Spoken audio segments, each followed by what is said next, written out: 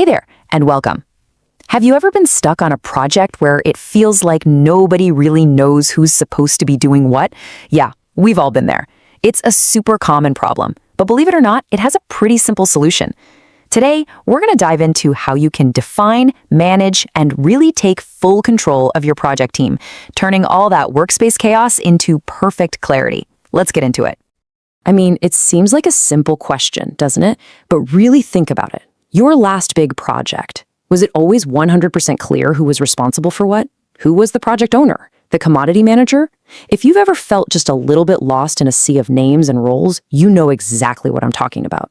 That confusion is a huge hurdle, but we're about to show you exactly how to clear it for good. So, the solution to all that chaos?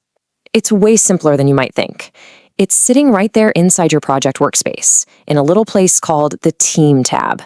Now, this isn't just some random list of names. You need to think of this as your single source of truth. It's the official roster that tells you exactly who is on your project, which means no more guesswork. It just gets everyone on the same page. So let's start treating this Team tab like what it really is, your project's control center. And you know, understanding the basics of how it works is absolutely the first step to taking full control. All right, let's get the official definition out of the way. A project team is, quite simply, the complete list of every team member connected to a project. That's it. It's that straightforward. What you see on that Team tab is your project team. No more, no less. Just think of it as your definitive guide. Okay, this is where it gets really interesting. The whole team structure is broken down into just two simple parts. See that group column on the left? Think of those as the roles or the departments, like project owner or legal team. And then on the right, you've got the members column. These are the actual people, the users in the system who are filling those roles. It's a really simple but super powerful way to keep everyone organized.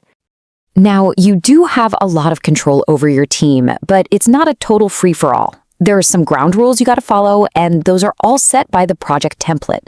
So understanding what you can change and what you can't is the next crucial step. And this slide pretty much lays out the main role.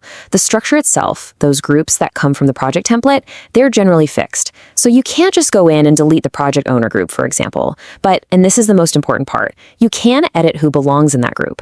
So you control the people even if the roles themselves are already defined. But wait, your power doesn't even stop there. You're not just stuck with the groups the template gives you. Let's say your project needs a totally new, custom team for a specific job, like a special task force or something. Well, you've got the ability to create a brand new project group from scratch. This is where you can really start to customize the workspace to fit your project's unique needs. Okay, so knowing you have all this power is one thing, right? But how do you actually use it? Let's walk through the practical, step-by-step stuff so you can take control right away. Making that new group we just talked about? It's so easy. You just hit Add Group, give it a clear, meaningful title so everyone knows what it's for, and then you assign the roles. It just takes a few clicks, and boom, you've expanded your team structure to perfectly fit your project. Now, what you'll probably find yourself doing most often is editing a group that's already there. And it's just a simple 3-step process. First, you're going to head to Actions and click Edit. Next, find the group you want to mess with and click that little down arrow icon right next to it. That's going to open up a list of all the available users, and from there you can easily add or remove people. Simple as that. All right, here is one final, really important piece of advice to keep in your back pocket. Just remember that it's the original template that decides which groups can actually be edited. So if you ever find a group that's locked and you can't change the members, don't panic. It was designed that way on purpose. You know what they say, it's not a bug, it's a feature. So let's put this all together.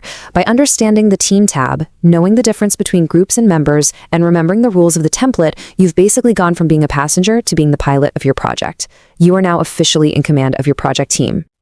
And that's really all there is to it. You've now got the knowledge and the tools to build a clear, efficient, and really well-defined team for any project that comes your way. So I guess the only question left is, now that you're in control, who are you going to invite to your next project? All right, let's